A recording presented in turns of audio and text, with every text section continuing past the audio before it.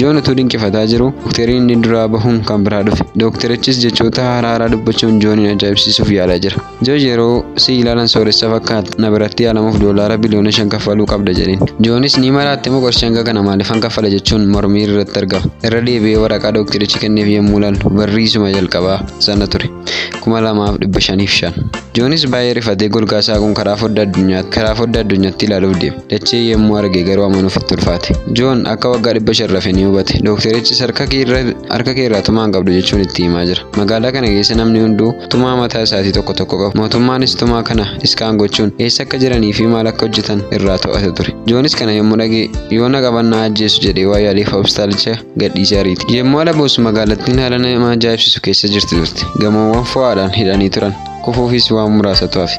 Harka fuune akkam jirtu hordoftoonni chaanaalii Quunnamtii keessan. Arras fiilmii wiiraalaa walitti deebineera. Fiilmiin keenya irraa immoo fiilmii koomeedii Ameerikaa Idiocracy kan jedhamudha. Warreen chaanaalii kanaaf haala subscribe gochuun maatii chaanaalii kanaa ta'uu hin dagatinaa. Warreen ammaan dura subscribe gochuun maatii chaanaalii kanaa ta'an immoo like, share, comment gochuun nu jala dhaabbadha. Amma kallattiimaan gara viidiyootti dabarra.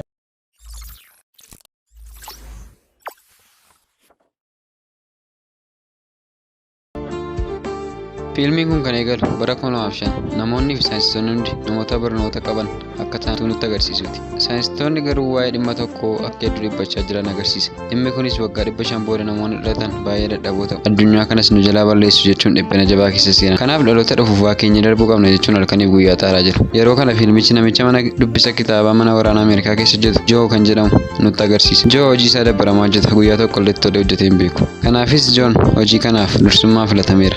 Walitti qabaan humna waraanaa Ameerikaa kan ta'e Jeneraal Kooliins dhimma kana hojjetee godheera. Dhimma kana miidiyaa irratti utuu ifan godhin raawwachuuf jedhu. Yaadichis akkas ture. Maashinii nama raffisuu danda'u tokkotu jira ture. Maashinii kanas saayinsistootatu hojjetee ture. Maashiniin kun namoota amma barbaadan akka rafanii fi bara barbaadan akka ka'an gargaara. Joon piroojeektii kanaaf kan filatames maatiis ta'e gaa'ela waan hin qabneef ture. Joon eessa dhaqe maaliif bade nama jiru tokko illee hin qabu.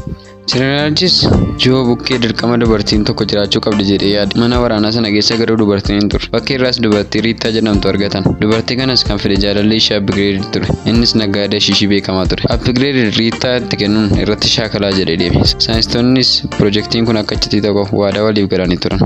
Riittaa fi Joonis wal baran. Maashinii kana keessa erga seenanii booda maashiniin kun waggaa tokko booda banama. Jireenya keessanis nagaan itti fufuu dandeessu jedhanii balbalichis ni cufa. Garuu wanti nama gaddisiisu saayinsistoonni akka isaan rafaniif kan barbaadan waggaa tokko utuu waggaa 500 ture. Iccitii kana garuu lamaan sayuutuun bariin balbalichi cufame. Guyyaa tokko garuu poolisoonni baay'een dhufanii Jeneraal Kooliinsiin qabanii to'annaa jala oolchan. Sababni isaas naggaadee shishaa fi yakka hedduu keessatti waan inni hirmaateef ture. Jaalallee Riittaas akkuma wal fakkaataa kanaan hidhame. Yeroo kanatti waa'een Joo fi Riittaa namni beeku tokko illee hin turre. Saayinsistoonni hedduun waa'ee kanaa hin dubbanne. Waa'ee Riittaa fa'aa hunduma harkaa dagatame. Guyyaan akkuma deemeen laaboraatoorii Riittaan fa'aa keessa turan diigamee caccabeera. Iddoo kosiis ta'eera. Guyyaan akkuma kosiin achitti gatamaa deemuun maashinii Riittaan fa'aa keessa jiran lafa keessa gadi galaa dhufe. Waggoonni hedduunis ni darban. Bara kanatti akkuma saayinsistoonni tilmaaman dhaloonni bara kanaa homaa hin beekan turan. Beekumsa tokko illee hin qaban. Akkuma yeroon deemeen namoonni dhalatan hunduu raatu turan. Waan tokko illee hubachuu hin danda'an. Saayinsistoonni jiru jedhaman illee maal akka qoratan harkaa badeera. Halkaniif guyyaa kan isaan dadhabanii qoratan rifeensi namaa akkamitti guddachuu akka danda'u qofa ture. Dandeettii yaaduu namootaas guyyaa gara guyyaatti gadi bu'aa dhufe. Akkasuma waa'een Joon fa'aa dagatamaa dhufe.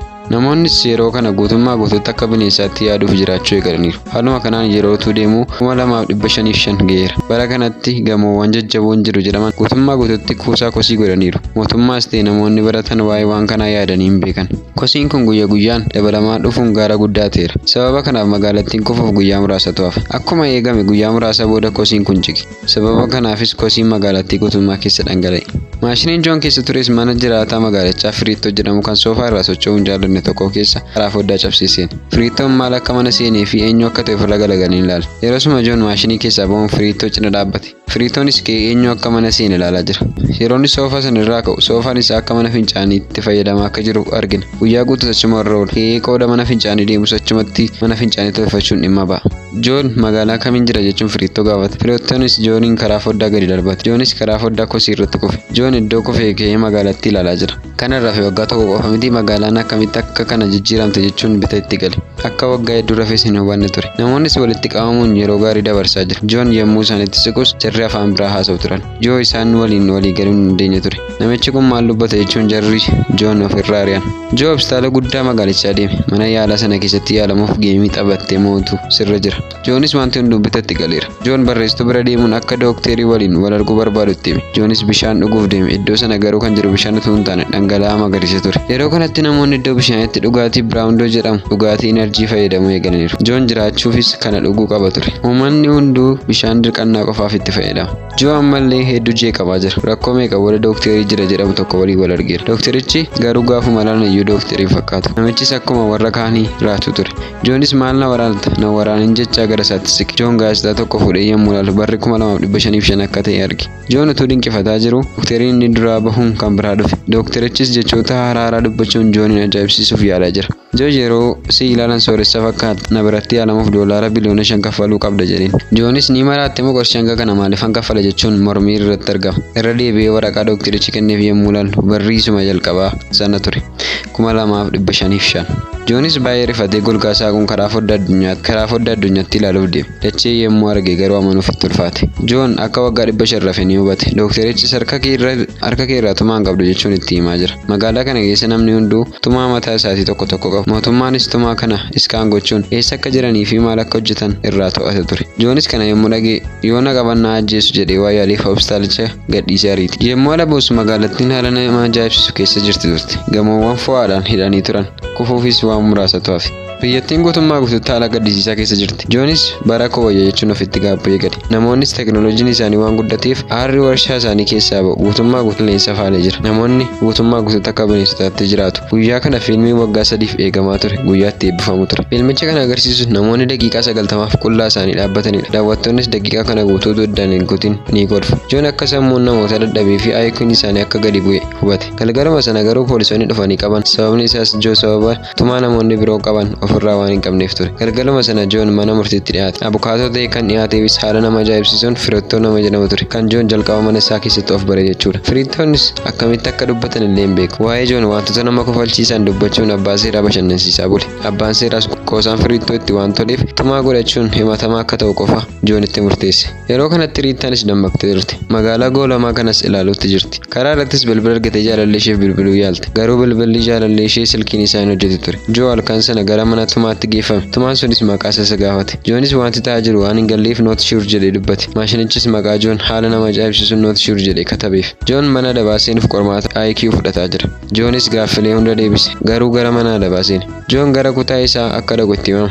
Joon garuu namoonni as keessa jiran hundi dadhaboodha jedhee yaade. Innis dhaqee poolisii tokkoon har'i guyyaan mana hidhaatii bahudha jechuun itti hime. Poolisichis gaaffii tokko malee hiikee gadi dhiise. Joo dadhabina namootaa sanaa dinqifachaa gammadaa iddoo sanaa fiigee sokke. Yerooma sana dammaqsituun mana adabaa sanaa guddiseeyyuun akka hidhamaan miliqe yaadachiise. Joon ariitii guddaan fiiguun poolisoota miliqe. Sana booda gara mana Firittoo deeme. Firittoon Joon yommuu arge hedduu aare. Akkamitti galgala hidhamtee ganama baata jedhee itti wace. Joonis namoonni natti taphataa jiru.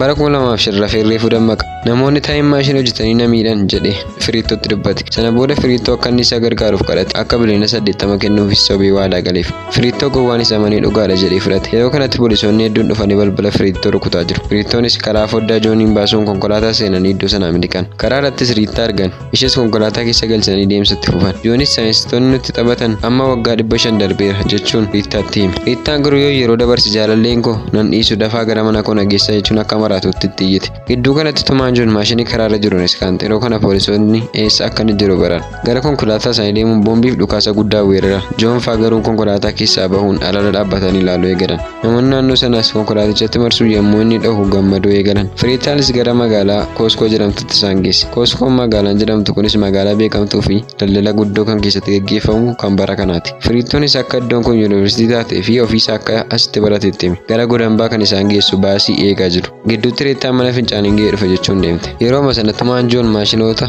iddoo sana jiran hunda irrattis kaante.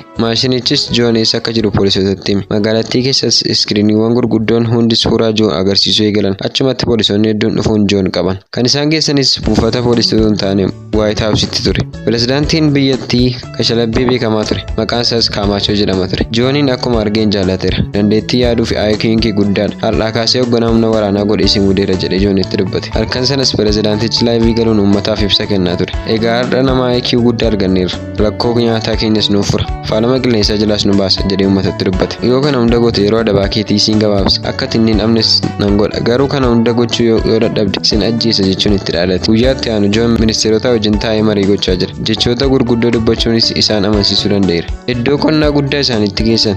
Joonis maasichi biyyeen isaa akka gogee jiru arge. Firittoonis akkuma Joon jedhetti iddoo taa'ee maashiniin jirutti. Joonis gammadee gara bara isaatti deebi'uuf jedhe. Garuu kaartaan Firittoo kenneef waan guutummaa guutuutti bu'aa hin qabne ture. Joon Firittaas nyaanni maaliif dachee kana irratti hin biqilu jechuun haasa'aa jiru. Wanti nama gaddisiisu garuu namoonni sun biqilaas dhangala'aa kan ofii dhugan obaasu turan. Joonis ariitiin gara ministeerotaa deemuun dhugaatii kan ofii keessanii dhugaa malee biqiloota hin obaasinaa jedhe. Kanaaf biqiluu didee jedheetti. Garuu namni Joon amane hin turre. Joonis yeroo kanatti jara kana goyyomsuuf murteesse. Innis biqiloonni na dhaga'u anis waliin dubbachuu nan danda'a. Isaanis akka bishaan qofa barbaadan natti himataniiru jedheen. Jarris tole jechuun amanuun bishaan obaasuu eegalan. Guyyoota hedduuf erga bishaan obaasanii booda garuu jijjiiramni dhabame. Yeroo kana ture kan rakkoo guddaan uumame. Warshaan dhugaatii biraandoo kan oomishe guutummaa guutuutti oomishi isaa gadi bu'e. Namoonnis dhugaaticha dhiisanii bishaan dhuguu eegalaniiru. Hojjettoonni warshaa sanaas hojii dhabdoota ta'uun hiriira nagaa guddaa ba'an. Mootummaanis taatee kanatti baay'ee jeeqame. Hunda caalaa kan isaan gaddisiise hanga yoonaatti biqilaan tokko hin biqilin jiraachuu isaati. Joon irrattis murtii jabaa dabarsan. Halkan tokko kutaa nama sodaachisu keessa akka bulu godhan. Garuu kuticha keessa dhagaa guddaa tokko malee wanti nama sodaachisu homtuu hin jiru ture. Joonis jarri maraatteetti jechuun bashannanaa jira. Guyyaatti aanus konkolaataa guddaa rukutuuf ari'oo eegalan. Joonis hanga dandeetti jalaa miliquuf yaalaa jira. Uummannis dubbichitti tolee jennaan itti yaa'anii ilaalaa jiru. Guyyaatti ani konkolaataa guddaan kilaashii baatu rukutuuf ari'oo eegale. Joonis konkolaataa xiqqoodhaan akka jalaa miliqu itti faradameera. Joon kana jalaa ba'uun akka itti ulfaatu yaade. Sababni isaas murtiin isaanii gara guyyaatti waan dabalaa deemuuf. Riittaanis egaa du'uu isaati jechuun gaddeeteef akka tasaa karaa foddaa gadi ilaaltu abaaboo biqilte tokko argite. Akka Joon oolchuu danda'anis hubatte. Istaadiyeemii sana keessa seenuun kaameraamaanii barbaadu eegalan. Yaadni isaanis kaameraamaaniin kun akka biqiloota sana waraabuu fi namoonni hojii Joon akka argan gochuu ture. Kaameraamaaniinis akkuma ajajametti biqiloota hunda waraabe. Yeroo kana argetti pirezidaantichi gara Joon naquun murtii fiidhaa irra jiru irraa haqe. Galgala sana Waayit Haawusii keessatti paartiin qophaa'an hundumtuu gammadaa jiru. Riittaanis gara Joo dhuftee akkas jetti. Dacheen kun natti tolteetti. Angara bara koo duraatti deebi'uu hin barbaadu. Namoonni isaanii gowwaa yoo ta'an iyyuu waliif galu garraamiidhas jetti. Joonis ati yoo dhiiste iyyuu ani nan deebi'a jechuun itti hime. Firittoonis gara taa'im maashinichaatti geesse. Maashinichi garuu maashinii ijoollee ittiin taphatu ture. Firittoonis gowwaa waan tureef Joonitti meeshaa kana waan guddaa godhee itti himee ture. Joonis carraa biraa akka hin qabne baree pirezidaantichis kana booda pirezidaantii keessan Joonidha jechuun uummatatti labse. Joon guyyaatti ani guutummaa guutuutti hojii isaa eegaleera. Yeroo kanatti pirezidaantii Ameerikaa waan ta'eef uummataaf murteewwan jajjaboo dabarsaa jira. Kana booda akkamitti akka jiraatanis itti himuu jalqabe. Riittaaf Joon wal fuudhanii ijoollee akka addunyaatti IQ guddaa qabanis godhatan. Riittaanis giifti duree turte. Joonis addunyaa jijjiiruu halkanii guyyaa akka hojjechaa jiru utuu nutti agarsiisu fiilmichi godhama. Egaa fiilmiin arraabsaniif qabaanne dhiyaanne kana fakkaata ture. Yeroo ta'an immoo fiilmii haaraa fi fiilmii namatti tolu kan biraadhaan hanga waliin deemtu nagaan tura. Isa dura garuu waa'ee fiilmii kanaa waan itti dhagahame koomentii jalatti nu barreessuun nagatina. Amma viidiyoo itti aanu wal agarutti laayik, sheer, sabskiraayib.